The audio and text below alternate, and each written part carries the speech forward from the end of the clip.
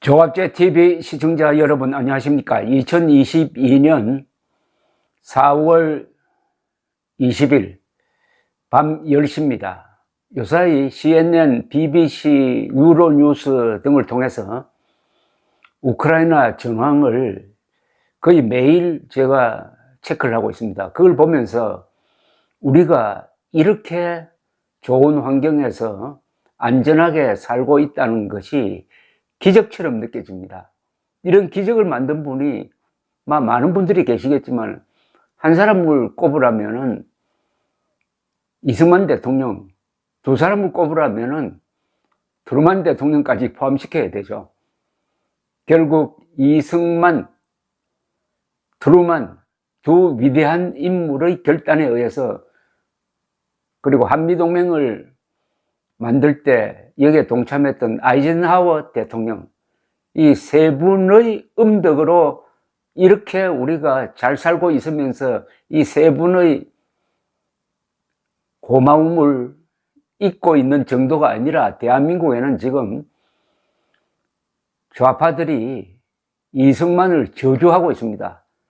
이승만을 저주한 죄값을 우리 국민들이 언젠가는 치러야 될 겁니다. 어떻게 치르느냐? 대한민국이 적화되는 식으로 치를 수도 있다는 것을 결코 우리는 잊지 않아야 합니다. 음수사원, 우물물을 마실 때는 그 우물을 판 사람을 생각해야 한다. 음수사원.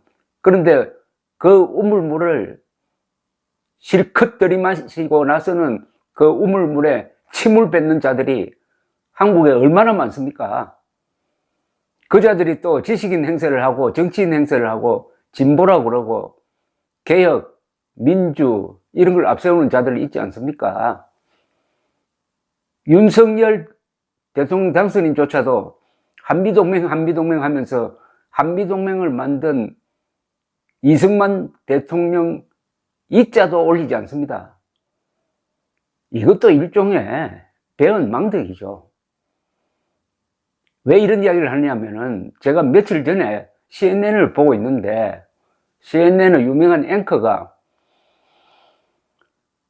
키이우로 가서 볼로디미르 젤렌스키 대통령을 인터뷰하고 있었습니다. 이 앵커가 이렇게 물었습니다. 대통령께서는 어떤 사람으로 기억되길 원하십니까? 라고 물었더니 젤렌스키 대통령이 이렇게 답을 했습니다.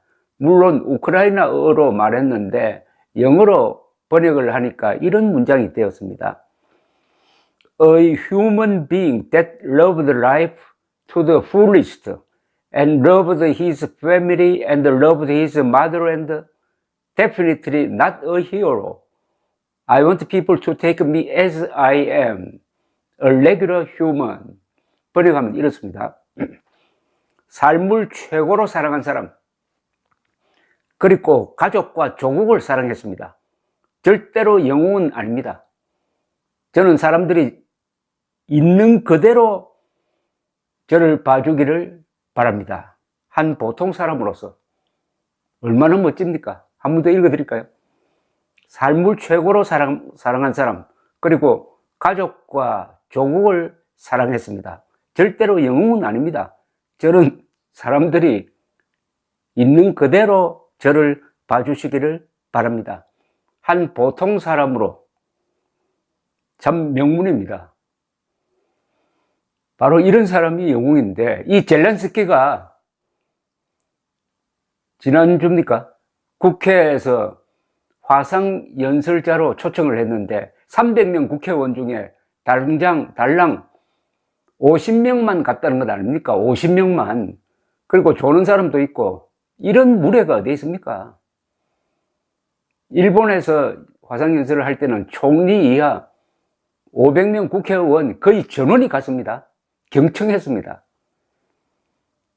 이걸 보면은 이승만 대통령의 고마움을 모르는 국회의원들이 이런 식으로 무례한 행동을 해가지고 국제사회에서 수치가 되고 있구나 하는 걸 느끼게 합니다. 그러면은 언젠가는 이들이 재앙을 부립니다. 재앙을 부릅니다. 이게 절대로 그냥 넘어가지 않습니다. 반드시 역사는 이런 경우에 대가를 치르도록 만듭니다. 지금 우크라이나 남부 항구 도시 마리우폴에서 처참한 전투가 벌어지고 있습니다. 마리우폴은 인구가 50만 명이고 한때 지금 줄어서 10만 명밖에 안 됩니다. 다 탈출하고 한 2만 명이 죽었다고 합니다. 러시아군의 무자비한 폭격, 탱크, 그리고 보병 공격으로 이 흑해에 면해 있는 도시입니다. 러시아가 포위해가지고 거의 도시의 전역을 차지했는데 수천 명의 우크라이나 군이 거기 있는 제철소, 유럽에서 가장 큰 제철소를 일종의 요새화해가지고 거기서 최고의 항전을 하고 있습니다. 오늘 아침 워싱턴 포스트를 보니까 이 항전을 지휘하는 소련과 인터뷰를 나누는 동영상이 있었습니다. 우크라이나 군 해병 별동대 소속 세르히 볼리나 소령이 인터뷰를 했습니다. 그는 이렇게 이야기했습니다. 작전은 계속 중이다. 무기를 절대로 내려놓지 않겠다 라고 했습니다. 그러면서 러시아가 계속 지금 항복하라고 하는데 그걸 믿고 다시는 속지 않겠다. 러시아가 안전 통과를 시켜주겠다고 약속해놓고 마리우폴 사람들이 그 통로로 지나가면은 습격을 하고 총격을 가해서 막 떼죽음 하도록 했다 이겁니다. 그러니까 그런 거는 이제 러시아 측이 무슨 약속을 해도 믿지는 않겠다. 러시아 국방부는 시한을 정해서 계속 항복을 권유하고 있는데 안전 통로를 약속한 뒤 공격하는 러시아군을 믿지 못하겠다는 이야기입니다. 그리고 이 소령은 바이든 미국 대통령이 직접 개입해서 구출해달라고 호소하고 있었습니다.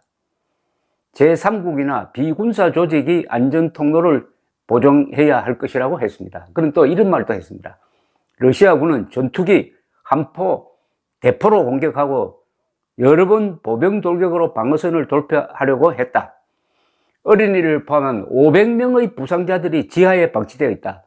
즉 제철소 지하에 부상자들이 치료도 받지 못하고 지금 방치되어 있다는 이야기입니다. 보급이 끊겨서 물도 나눠 먹고 있지만 서로 도우며 버티고 있다. 나는 하루 2-3시간 눈을 붙이면서 싸운다. 이곳에서 벌어지는 일은 인간으로서 상상할 수 없을 정도이다. 우크라이나 정부는 마리우폴에서 한 2만 명이 죽었다고 이렇게 이야기합니다. 마리우폴에서 장렬하게 버티고 있는 이분들을 어떻게 도와줄 것이냐 고민해야 되는데 우리 군대는 우크라이나 젤렌스키 대통령이 그 화상연설을 통해서 러시아 탱크와 전투기를 막을 수 있는 무기를 대한민국 국군은 가지고 있지 않느냐, 그걸 좀 지원해달라고 호소를 했는데 어떻게 하고 있습니까? 겨우 천막이라든지 무슨 뭐 방탄모 같은 거, 담요 같은 거 이런 거 대주고 있습니다. 그것도 국방부가 대준 거는 100만 달러도 안 됩니다.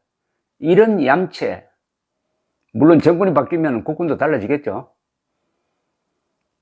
음수사원, 우물물을 잘 마시고 배부르게 등 따시게 편하게 살고 있는 대한민국 국민들이 그 우물을 팔기 위해서 피땀 눈물을 흘렸던 이승만 대통령, 그리고 국군, 우리를 도와준 유엔군 6만 명이나 전사했습니다. 우리를 도와준 미군 5만 4천 명이 전사했습니다.